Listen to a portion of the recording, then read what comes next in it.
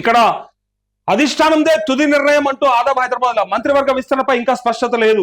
సంక్రాంతి నుంచి రైతు భరోసా అమలు చేస్తాం. ఇక ఎల్లుండే ఇక పెద్ద మనిషి వచ్చిండు చూడు. ఇక సంక్రాంతి నుంచి రైతు భరోసా అమలు చేస్తారట. అయినా రాష్ట్రంలో ప్రజాపాలన పట్ల 50% ప్రజలు సంతృప్తిగా ఉన్నారంటూ మీ బతుకులు జడ అని కేసీఆర్ తిట్టినట్టు అయిపోయాయి. మీ బతుకులు 50% ప్రజలే అసంతృప్తిగా ఉన్నారట. సంతృప్తిగా అంటే రెండు, ఇక 50% అట్లున్నారు, 50% ఇట్లున్నారు అంటూ 50% కంటే ఎక్కువ ఉంటే సంతోషపడాలి, కానీ 50% ఉంటే సంతృప్తిగా ఉంటే ఇలా కూడా సరిపోతుందట. గింతేనట్టుగా ఇంతకంటే ఎక్కువ అవసరం లేదట రాష్ట్రంలో. ఇగో ఇదే దౌర్భాగ్యం. ఎక్కువ మంది పోటీ చేసి ఎవరికి ఎక్కువ వస్తే వాడే తప్ప 50%. నేను ఇంతకుముందు కూడా ఒకసారి సేమ్ ఇదే టాపిక్ చెప్పిన. ఒకవేళ వానికి రావాల్సిన ఓట్లు 50% కంటే ఎక్కువ వస్తేనే గెలిచేలాగా పెడితే బాగుంటుంది అసలు ఏ పార్టీకైనా ఏ నాయకుడికైనా. ఇప్పుడు ఒక నియోజకవర్గంలో 2 లక్షల ఓట్లుంటే 10 మంది పోటీ చేసి మనిషికి 10,000, మనిషికి 20,000, మనిషికి 50,000 లేకపోతే ఇట్లా వేసుకొని లాస్ట్కి ఒకడు 60,000తోనే గెలుస్తాడు. 2 లక్షల ఓట్లలో 60,000తోనే గెలుస్తాడు. అంటే సగంలో సగం కచ్చినట్టు, సగంలో సగం కస్తేనే గెలిచినట్టు అవుతుంది. దాని ద్వారా ఏమవుతుందంటే చాలా మందికి ఇష్టం లేకున్నా, అంటే 70% పైగా ప్రజలకు ఇష్టం లేకున్నా వాడు ఎమ్మెల్యేగా గెలుస్తుండు లేదా వాడు ఎంపీగా గెలుస్తుండు, వాళ్ళు ప్రభుత్వాలను ఏర్పాటు చేస్తా ఉన్నారు. ఇది దారుణం అవుతా ఉంది. నేను గతంలో కూడా చెప్పిన, ఇది 50%కు పైగా ఉంటే బెటర్. అసలు 50% కంటే ఒక ఓటు ఎక్కువ వస్తేనే వాళ్ళు గెలిచినట్టుగా పెట్టాలి, లేకపోతే ఇది వేస్ట్. ఇదే ఎమ్మెల్సీ ఎన్నికలలో ఉంది, తెలుసు కదా మీకు, పట్టభద్రుల ఎమ్మెల్సీ ఎన్నికలలో ఇది కూడా సేమ్ అట్లే పెట్టాలి. లేకపోతే ఇది ఏమైపోతుంది అంటే 2 లక్షల ఓట్లలో ఒక ఆయన 20,000 తీసుకుంటాడు, ఒక ఆయన 30,000 తీసుకుంటాడు, ఒక ఆయన 40,000 తీసుకుంటాడు, లాస్ట్కి 60,000 గెలుస్తాడు.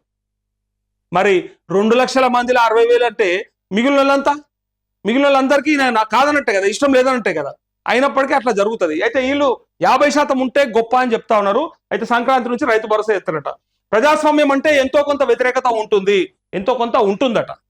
ఆ వ్యతిరేకతని రాకుండా చేసుకోవాల్సిన బాధ్యత ఎవరి మీద ఉంటుంది?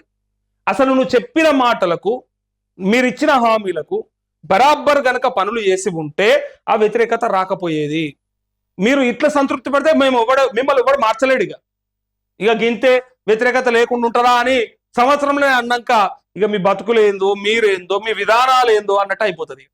వస్తే వచ్చినాం, ఒకసారి అడ్డిమారు గుడ్డి దెబ్బ అంటారు కదా, అంటుకోకుండా ఒకసారి ఎక్కిర్రు, ఇక అది ఉంటే ఎంత పోతే ఎంత అన్నట్టు అయిపోయిర్రు. అంతే, ఇక వాళ్ళకు ఉన్నదే కదా. ఇక ఎట్టయినా ఉంటుంది వ్యతిరేకత, ఎట్టయినా ఉంటుంది.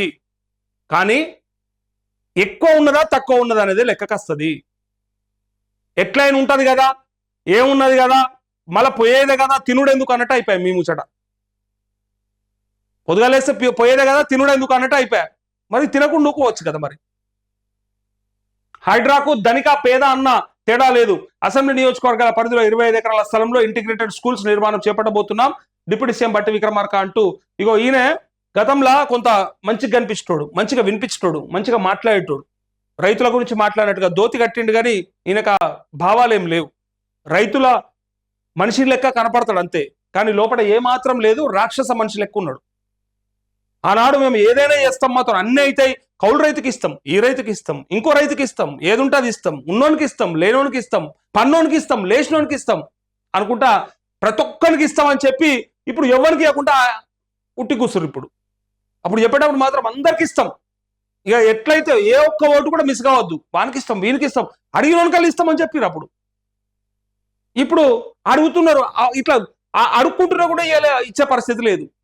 ముళ్ళ దగ్గర పెట్టుకున్నాడు, నాటకాలు ఆడుతూ ఉన్నాడు. ఇప్పుడు అతి పొగరుగా ఆ బిహేవియర్ అయితే చాలా చండాలంగా ఉంది. నేను చూసిన, నేను మొన్న, అంతకంటే ముందు కంటే ఇప్పుడు చాలా చండాలంగా ఉంది ఆయన బిహేవియర్. అంతకంటే ముందు కొంత సరే మేము ప్రయత్నం చేస్తాం, మాకు రైతుల మీద ప్రేమ ఉన్నది, ప్రేమ ఉంటే మేము ఎట్లయినా సరే నిధులు సమీకరించుకుంటాం, మేము చేస్తామని చెప్పిన విధానంకి వెళ్ళి 2 లక్షల కంటే ఎక్కువ ఉన్న వాళ్ళకు మేము ఇస్తే అని అనుకోలేదు, మేము 2 లక్షల లోపలకు కంప్లీట్ చేసేసినాం అని ఇట్లా ఒక రకమైన బిహేవియర్తో చెప్పిండు. అది చాలా చండాలంగా ఉంది. అది గతం కంటే చాలా విభిన్నంగా ఉన్నది.